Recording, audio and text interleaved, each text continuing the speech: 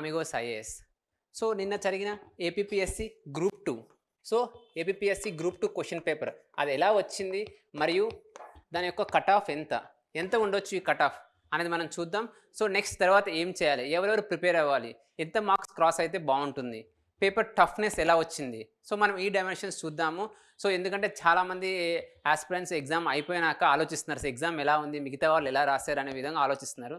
మేము రఫ్లీ more than 100 పీపుల్స్తో ఒక శాంపుల్తో అందరితో మాట్లాడి డిఫరెంట్ ఎగ్జామ్స్ వాళ్ళు ఎలా పర్ఫామ్ చేశారు, వాళ్ళ యొక్క మార్క్స్ ఎక్కడ ఎలా వచ్చాయి మరియు ఇక్కడ ఎలా వస్తున్నాయి మార్క్స్ అన్నీ మేము అజ్యూమ్ చేసి ఒక రేషనల్ సైంటిఫిక్ మెథడ్ అన్నీ ఆలోచించి కట్ ఆఫ్తో రావడం జరుగుతుంది. మాకు తెలిసి రేపు మేమైతే కట్ ఆఫ్ చెప్పబోతున్నామో మ్యాక్సిమం అంతే ఉంటుంది కట్ ఆఫ్, ఆ రేంజ్లోనే అటు ఇటు ఉంటుంది కట్ ఆఫ్. సో మనం దాని మీదే ఫోకస్ చేద్దాం. సో ఫస్ట్ మనం కట్ ఆఫ్ని ఏ విధంగా మేము అంచనా వేస్తున్నాం అనేది మనం చూద్దాము. అందులో మోస్ట్ ఇంపార్టెంట్ మనం తెలుసుకోవాల్సింది పేపర్ ఎలా వచ్చింది. సో మన గ్రూప్ 2 ఎగ్జామ్ పేపర్ ఎలా వచ్చిందని చూద్దాము. సో మన పేపర్లో మనం చూస్తే మనకి 5 సబ్జెక్ట్స్ ఉన్నాయి: history, Geography, society, current affairs, mental ability. ఈ 5 సబ్జెక్ట్స్ ఉన్నాయి. ఈ సబ్జెక్ట్స్లో ఫస్ట్ మన ఏవైతే మన కోర్ సబ్జెక్ట్స్ ఉంటాయో హిస్టరీ, జియోగ్రఫీ, సొసైటీ, వాళ్ళు ఎక్కువ ఎన్సీఆర్టీ మరియు government standard books like IGNOU వాటి మీద ఎక్కువ ఫోకస్ చేసి క్వశ్చన్స్ అడగడం జరిగిందనమాట. ఏవైతే స్టాండర్డ్ టెక్స్ట్ బుక్స్ ఉంటాయో ఆ స్టాండర్డ్ టెక్స్ట్ బుక్స్ నుంచి ఎస్పెషల్లీ హిస్టరీ, జియోగ్రఫీలో అయితే అందులో ఉన్న బేసిక్ అండ్ కొన్ని సింపుల్ క్వశ్చన్స్ లాంటివి కూడా అడగడం జరిగింది. సో హిస్టరీ, జియోగ్రఫీ చూస్తే కొంచెం మీడియం లెవెల్, టఫ్ ఏం లేదు, మీడియం లెవెల్. కానీ ఇక్కడ ఛాలెంజ్ ఏంటంటే ఏవైతే ఆప్షన్స్ ఉన్నాయో అవి కొంచెం కన్ఫ్యూజింగ్గా ఉండడం జరిగిందనమాట. సో ఆప్షన్స్ కొంచెం కన్ఫ్యూజింగ్గా ఉండడం జరిగింది. కానీ ఈ హిస్టరీ, జియోగ్రఫీ వచ్చేసరికి మీడియం పేపర్. నెక్స్ట్ మనం సొసైటీ పేపర్ కానీ చూసామంటే సొసైటీ క్వశ్చన్స్ చూడడానికి సింపుల్గా ఉన్నా చాలా ర్యాండమ్గా, చాలా టఫ్గా అటెంప్ట్ చేయడానికి చాలా టఫ్గా ఉండడం జరిగింది. సో సొసైటీ పేపర్ అనేది కొంచెం టఫ్నెస్ ఎక్కువ ఉందన్నమాట. సో ఇప్పుడు మన హిస్టరీ, జియోగ్రఫీ కానీ క్వశ్చన్స్ చూసామంటే 15+ పర్ పేపర్ 15+ ఖచ్చితంగా టార్గెట్ చేయగలము. అదే సొసైటీ క్వశ్చన్ వచ్చేసరికి 10 మార్క్స్ అనేది కూడా ఒక యావరేజ్ ఆస్పిరెంట్స్కి ఒక 10 మార్క్స్ రావడం కూడా సొసైటీలో చాలా కష్టం అవుతుంది. అంటే 30 మార్క్స్లో 10 మార్క్స్ కూడా రావడం కష్టం అవుతుందంటే మీరు అర్థం చేసుకోవచ్చు, అదేం అనుకున్నంత ఈజీగా లేదు, కొంచెం టఫ్గా ఉంది. అదే మన current affairs. So current affairs questions ఎలా వచ్చాయో తెలుసుకోవాలి. సో కరెంట్ అఫైర్స్లో థీమ్స్ కానీ మనం చూసామంటే అవే స్పోర్ట్స్ లేకపోతే అవార్డ్స్ అలాంటివి అడిగారు. కానీ ఎక్కువ క్వశ్చన్స్ జనవరి 2024 నుంచే వచ్చాయి. సో రఫ్లీ 12 క్వశ్చన్లు అవుట్ ఆఫ్ 30, 12 క్వశ్చన్లు ఓన్లీ ఫ్రమ్ జనవరి, ఒక్క నెల నుంచే కరెంట్ అఫైర్స్ రావడం జరిగింది. సో ఎవరైతే జనవరి కరెంట్ అఫైర్స్ చదివారో వాళ్ళకు కొంచెం ఎడ్జ్ ఉంటుంది. కానీ చాలామంది ఏం చేశారంటే ఇయర్ ఎండ్ 2023 వరకే చదివారు జనవరి, సో ఎగ్జామ్ ముందు అడగకపోవచ్చేమో అనేసి కొంచెం తక్కువ ఫోకస్ చేయడం జరిగిందనమాట. సో ఎవరైతే కరెంట్ అఫైర్స్ కొంచెం జనవరి మంత్ చదివారో వాళ్ళకి ఈజీగా 15 దాకా రీచ్ అవ్వగలుగుతున్నారు, లేకపోతే లెస్ దాన్ 10 మార్క్సే వస్తున్నాయి అన్నమాట.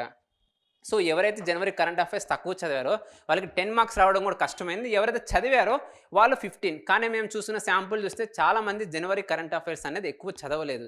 కాబట్టి ఖచ్చితంగా 10 మార్క్స్ రావడం అనేది వెరీ గుడ్ స్కోర్ అవుతుంది. సొసైటీలో 10, కరెంట్ అఫైర్స్లో 10. సో అదేవిధంగా క్వశ్చన్స్ కూడా కొంచెం ట్రిక్కీగా మల్టీ స్టేట్మెంట్ క్వశ్చన్స్ రావడం జరిగింది. సో అది ఒక ప్రాబ్లం. నెక్స్ట్ మనం మెంటల్ ఎబిలిటీ పేపర్ అంటే మ్యాథమెటిక్స్ రిలేటెడ్ పేపర్ చూసామంటే పేపర్ క్వశ్చన్స్ చూడడానికి మనం చదివే రోజు కాన్సెప్ట్స్ బేస్డ్ క్వశ్చన్సే అనమాట. కానీ వెరీ లెంగ్తీ క్వశ్చన్స్. ఒక్కొక్క క్వశ్చన్ సాల్వ్ చేయాలంటే 5 మినిట్స్ పడుతుంది. అంటే 30 క్వశ్చన్స్కి మనం 5 మినిట్స్ తీసుకుంటే 150 మినిట్స్ మనకి ఇచ్చిన టైం అంతా అక్కడే అయిపోతుంది.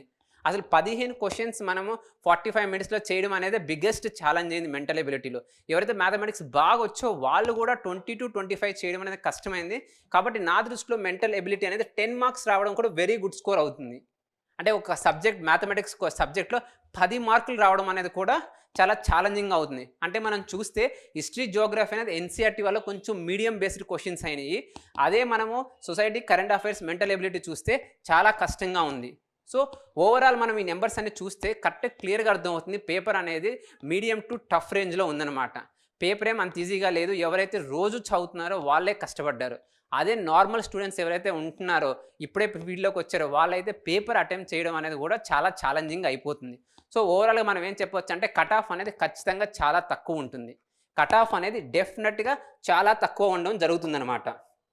సో చాలా తక్కువ ఉంటుంది ఖచ్చితంగా కట్ ఆఫ్. మరి ఆ తక్కువ కట్ ఆఫ్ ఎంత ఉంటుంది అని మనం చూసామంటే సో ఈ 1:1 ఫస్ట్ మనం చూడాల్సింది కట్ ఆఫ్ ప్రీవియస్ ఎగ్జామ్స్కి ఎంత ఉందని చూసామంటే 2022లో జరిగిన గ్రూప్ 1 ఎగ్జామ్ 2022లో జరిగిన గ్రూప్ 1 ఎగ్జామ్ నియర్లీ 110 పోస్ట్ ఉన్న గ్రూప్ 1 ఎగ్జామ్లో 1:50 రేషియోలో తీశారు.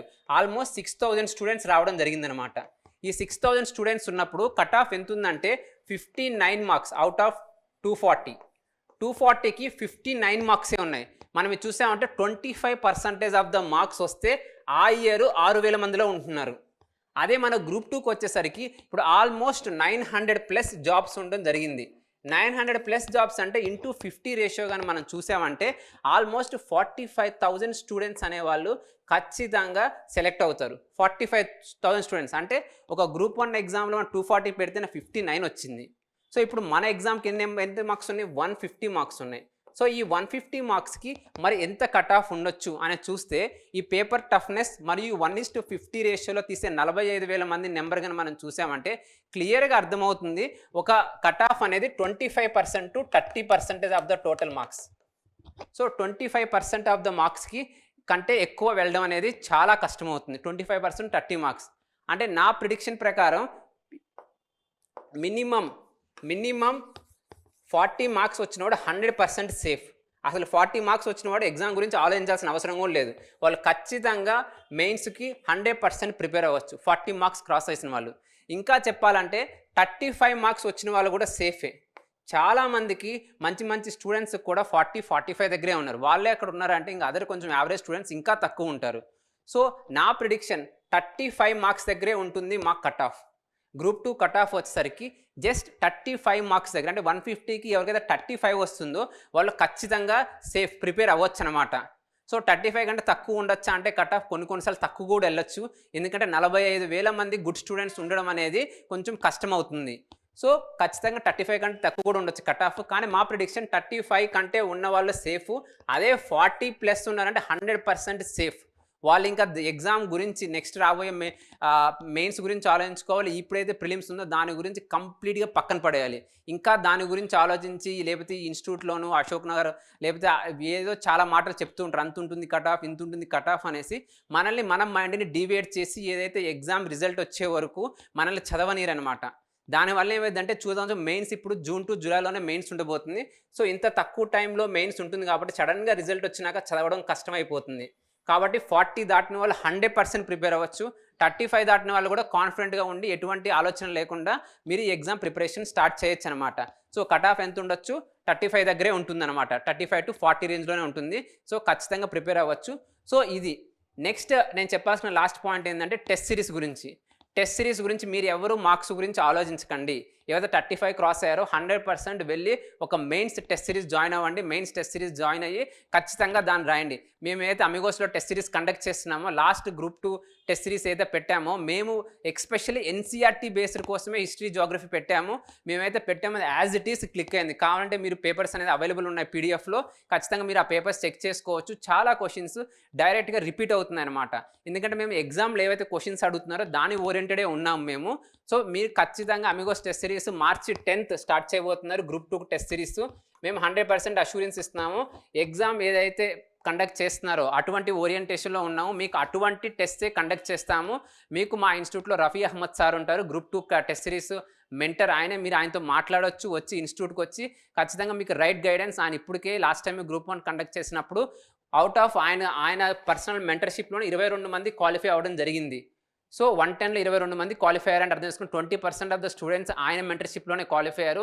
ఆయనకి గ్రూప్ 1 గ్రూప్ 2 గురించి చాలా ఎక్స్పీరియన్స్ ఉంది. ఆయన ఈ ఎన్సీఆర్టీస్ బేస్డ్ టెస్ట్ కండక్ట్ చేయాలి, ఎగ్జామ్స్లో అటువంటి క్వశ్చన్సే వస్తాయి, ఒక కరెంట్ అఫైర్స్లో పిఐబి అడుగుతారు అని కరెక్ట్గా ఐడెంటిఫై చేసి అటువంటి క్వశ్చన్స్ ఇవ్వడం జరిగింది. ఇప్పుడు కూడా మా డైరెక్షన్ ఏపీఎస్సీ గ్రూప్ 1 గ్రూప్ 2 అయితే కండక్ట్ చేస్తున్నారో అటువైపే ఉన్నాము.